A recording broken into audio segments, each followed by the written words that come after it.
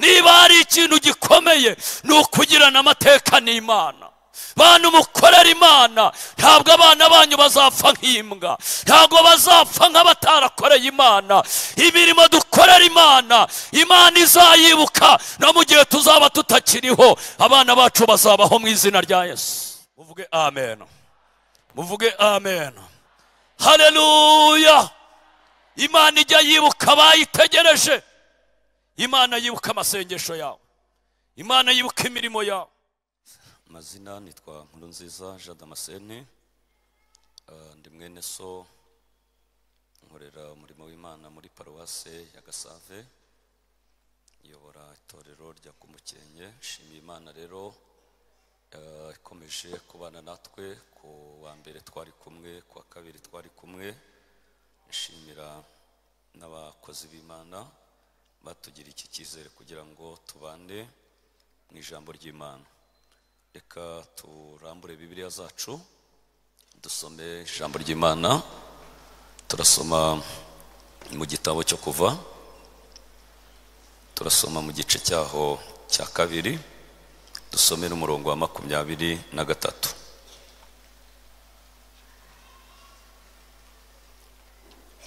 Hashize iminsi myinshi umwami wa Egiputa aratanga, Abisiraheli banihishwa n'uburetwa bakoreshwa, barataka gutaka atakishwa n'uburetwa kurazamuka kugera ku Mana. Imana yumva umuniho wabo, yibuka isezerano ryayo yasezeranye na Aburahamu na Isaka na Yakobo. Imana ireba Abisiraheli, imenya uko bameze. Amen. Dusome mu gitabo cya mbere cya Samweli, igitabo cya mbere cya Samweli, dusome mu gice cyaho cya 19, dusome n'umurongo waho wa 11.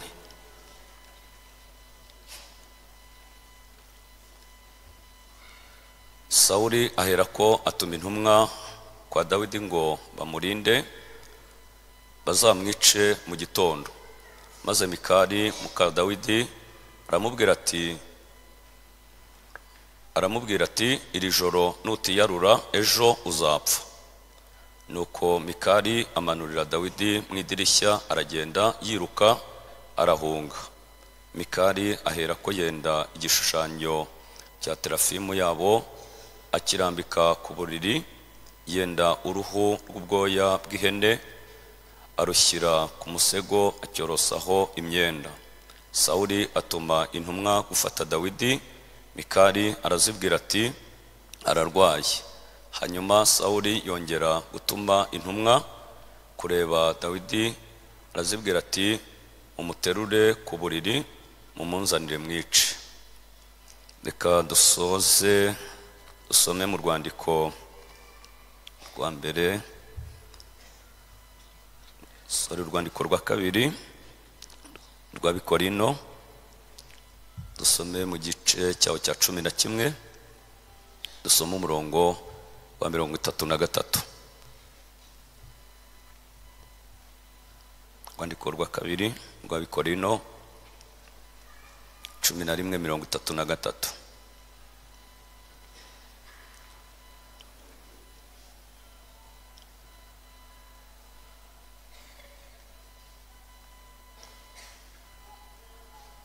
Bancisha mu idirishya ryo mu nkike z'amabuye, ndi mu gitebo, ndahunga, muva mu maboko. Amen. Mu gihe dusigaranye ndagira ngo dusangire ijambo ry'Imana duhaye isanganyamatsiko ivuga ngo kwibukwa n'Imana.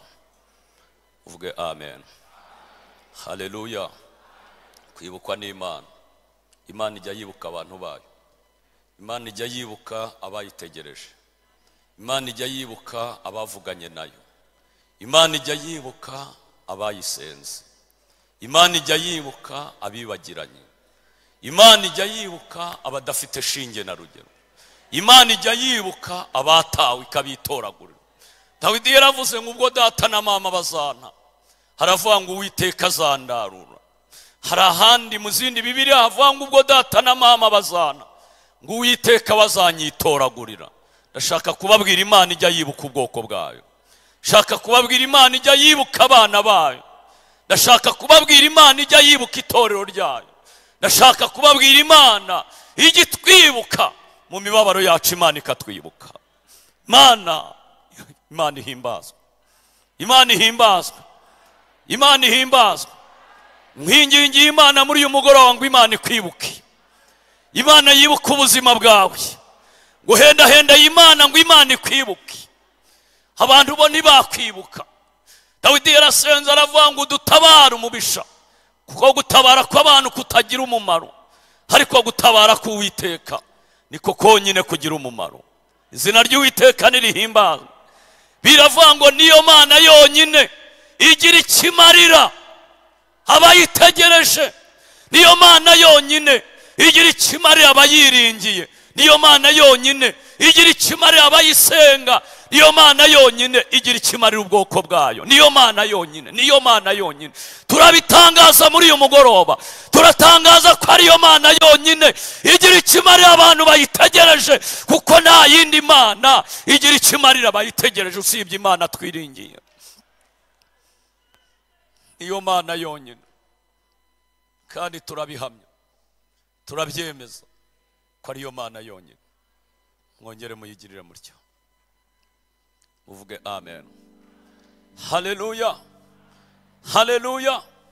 Bibiliya itweretse Abisiraheli nyuma y'igihe kirekire bari mu Egiputa, bakoreshwa ya mirimo mwasomye mu ijambo ry'Imana,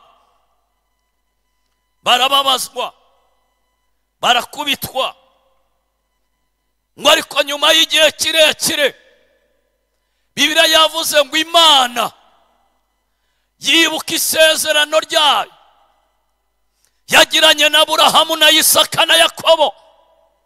Imana yibuka isezerano ryayo, ngo irangije iramanuka, ngo Imana iza kureba ubwoko bwayo, ngo iza kureba uko bameze, ngo henda y'Imana, ngo Imana ize kureba uko umeze. Imana igera ku buzima bwawe imenye uko bumeze. Sifa kwa Mungu. Nimusoma ya magambo yandyoheye, naje gusanga analize yanjye nakoze, yibuka isezerano yagiranye na Aburahamu na Isaka na Yakobo. Ni nkaho yakababwiye ngo mwebwe nta mateka afitanye namwe, mwebwe nta bintu bikomeye tuziranyeho, ariko ababyeyi banyu dufitanye amateka. Niba hari ikintu gikomeye ni ukugirana amateka n'Imana. Bantu mukorera Imana, ntabwo abana banyu bazapfa nk'imbwa, ntabwo bazapfa nk'abatarakoreye Imana.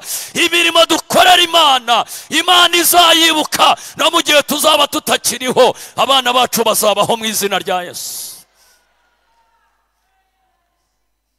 Havuga ati mwebwe nta mateka dufitanye, ariko ababyeyi banyu dufitanye amateka.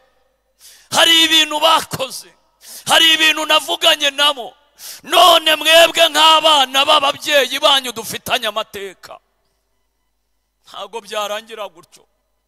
Hari igihe uhura n'umuntu mukuru akakubwira ngo urahosha, ukamwikiriza akavuga ati uri mwene nde, ukamubwira ati ndi mwene runaka, for example ndi mwene Kamanzi.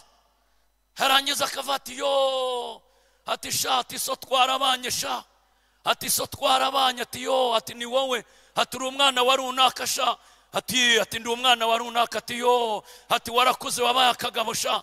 Yarangiza akagufata ukuboko akavuga ati ngwino sha, ngwino ngwino ngwino ngwino, nibutse ko so twabanye, twahanaga inka n'abageni, wajya kubona ukabona gupangiye akantu. Uko niko Imana yibutse Jimiraje, yibutse umubano n'ubushuti yagiranye n'ababyeyi na Isaka na Yakobo, ngo Imana ireba Abisiraheli imenye uko bameze. Amen, amen. Kwibukwa n'Imana. Imana ikwibuke muri uyu mugoroba, Imana ikwibuke muri uyu mugoroba. Nari mvuze ngo Imana ikwibuke muri uyu mugoroba, Imana ikwibuke wowe waje gusenga muri uyu mugoroba. Bibiliya kandi tweretse undi mugabo witwa Dawidi, wahizwe igihe kirekire n'umugabo witwa Sawuli. Ayo ni amateka abasoma ijambo ry'Imana bazi. Dawidi ngo ahunga urugo rwe, amara igihe kirekire yarahunze urugo rwe, ngo igihe kimwe yumva akumbuye urugo rwe, ngo aragenda nijoro agiwe atazi ko Sawuli yashizeho abagomba gucunga ko Dawidi azaboneka ngo bamugenze uko babyumva. Ngo birangije abo Sawuli yashyizeho baramubwira bati Dawidi twamubonye. Ngo birangije umugore aba yamenye ayo makuru, ngo abona abasirikare be kwa Sawuli barashe, barakomanga, umugore arasohoka, haragenda harabaza bite ko muzindutse n'amahoro. Baramubwira bati turashaka Dawidi kandi ntuduhakanire, Dawidi arahari, yinjiye tumureba. Ngo birangije ngo umugore haravuga ati reka nze mbanze ndebe ko umutware yaba hari, ubwo yawenda yaje nasinziriye. Ngo aragenda, harangije aramubwira ati iri joro ibintu ni hatari, nutiyarura data arakwica. Bibiliya yavuze ngo arangije aramuzamura amushyira mu mashuka, akingura idirishya ryo kuri shambure. Ngo arangije aramuzamura, ngo asohoka Dawidi yurira mu idirishya aragenda arirukanka. Ngo arangije afata igishushanyo cya terafimu yabo, ngo akiryamisha mu kiryamo cya Dawidi. Ngo afata ubwoya bw'ihene, ngo arangije abushyira ku musego wa cya gishushanyo ku mutwe wacyo. Hanyuma ngo arangije aracyorosa neza. Ngo aragaruka abwira abasirikare bo kwa Sawuli wabo, ngo arababwira ati Dawidi mushaka arahari, umutware wanjye arahari, ariko araryamye kandi mbonye arwaye. Ngo barangije baravuga bati amakuru twashakaga nayo ngayo, cyo twari dukeneye no kumenya yuko ahari, nicyo cyonyine kirahagije. Ngo barangije bajya kubwira Sawuli ngo Dawidi arahari ariko ararwaye.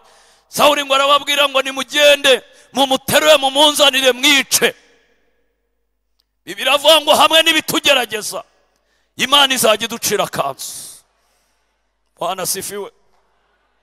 Ngo birangije baragenda barahambira, bahambira cya gishushanyo, bahambira amaboko, bahambira amaguru, barikorera barajyana, ngo bazi ko ari Dawidi bikoreye, naho kumbi ni igishushanyo cya terafimu bikoreye. Ngo baragenda, Sawuli avuga ati ndashaka guhana Dawidi. Abantu bose bamuyobotse bivugisha ngo Imana yabo ngo irasezeranya, ngo yavuganye n'Imana ngo azaba ngo umwami wa Isirayeli, ngo azansimbura, ngo azaba umuntu ukomeye. Ndashaka kumuhana ku buryo abantu bose bamenya ko ngiye Sawuli nzi guhana. Ngo barangiye bazana inkoni, ngo barakubita, barahondagura, bategereza ko yakwinyeganyeza, baraheba. Ibintu byose bakoze wapi, bamumenaho amazi, barategereza baraheba. Baravuga batariko mwaba yaba yapfuye byaba ari hatari. Ngo barahambura, bahambuye, ngo basanga n'igishushanyo cya terafimu. Naho Dawidi Imana yamukinguriye akadirishya, yibereye i Nayoti Rama, yibereye mu buhanuzi. Imana irimo iravugana nawe, barimo baramubwira bati uzaba umwami wa Isiraheli. Icyo Imana yavuze ntabwo kizakuka. Hari akadirishya k'Imana, hari akadirishya k'Imana mama. Muri uyu mugoroba hari akadirishya k'Imana. Hari abantu babyizeye ngo bazamure haleluya. Hari akadirishya k'Imana, hari akadirishya k'Imana. Imana izarema bya terafimu kugira ngo icungure ubugingo bwawe. Satani ntazakubona nukomeza ukabana n'Imana. Komeza ubane n'Imana. Munyikirize muvuge amen, muvuge amen. Bibiliya kandi tweretse umugaragu w'Imana Pawulo ari mu giterane mu ivugabutumwa, ngo abatware abakomeye bazanwa no kumwica, ngo bazanye amabuye yo kumutera kugira ngo ubuzima bwe bamuziza ubutumwa bwiza yamamaza.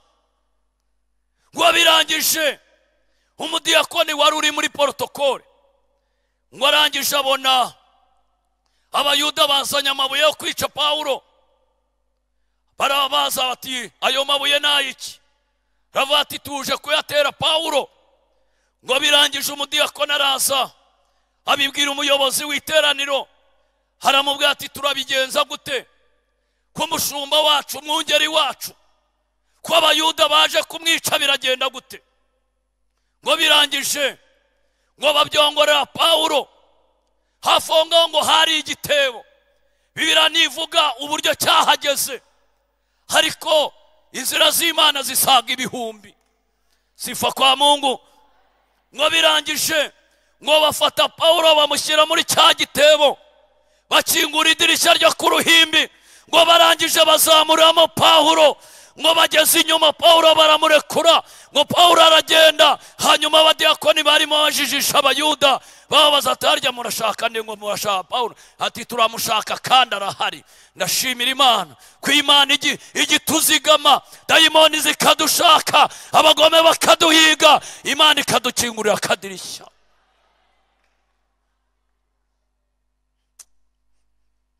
Girambura amaboko Imana. Sifa kwa Mungu. Haleluya. Ngo birangije babaha ikaze barinjira. Ngo binjiye basanga Pawulo nawe uhari. Baravuga bati ko Pawulo yarari ahanga, yararimo avuga ubutumwa twamwumvaga kuri mikrofone, bigenze bite? Barababwira bati natwe ntabwo tubizi, cyakora natwe twari tuzi ko yarari ahangaha. Uko bigenze nyine nuko nguko bigenze. Ibyawe Imana izi uko izabigenza. Imana izi uburyo izabana nawe, Imana izi uburyo izakurokora. Imana ikwibuke muri uyu mugoroba. Muvuge amen. Muvuge amen. Haleluya. Imana ijya yibuka abayitegereje. Imana yibuka amasengesho yawe, Imana yibuka imirimo yawe. Nari kuvuga ibintu nka 7 byatuma Imana itwibuka, ariko kubw'igihe cyacu turacyari n'ahangaha dufite amasezerano yo kuhaba, tuzabivuga. Sifa kwa Mungu. Icyambere navuga kimwe gusa. Icyambere ni ukugirira Imana icyizere, gusenga Imana uzi, ukabuza imbaraga zayo, ukabuza ubushobozi bwayo, ukabuzi icyubahiro cyayo, ukabuzi ko ibyo usaba Imana, Imana ibifite kandi Imana ibasha kubikora. Biravuga ngo Imana ibasha gukora ibiruta cyane ibyo twibwira ndetse n'ibyo dusaba, nkuko imbaraga zayo ziri nyinshi dukoreramo. Imana yibuka Abisirayeli, imenya uko bameze. Ijambo ry'Imana ribane namwe. Kanakiri mwari mu Jean Paul yegera hafi.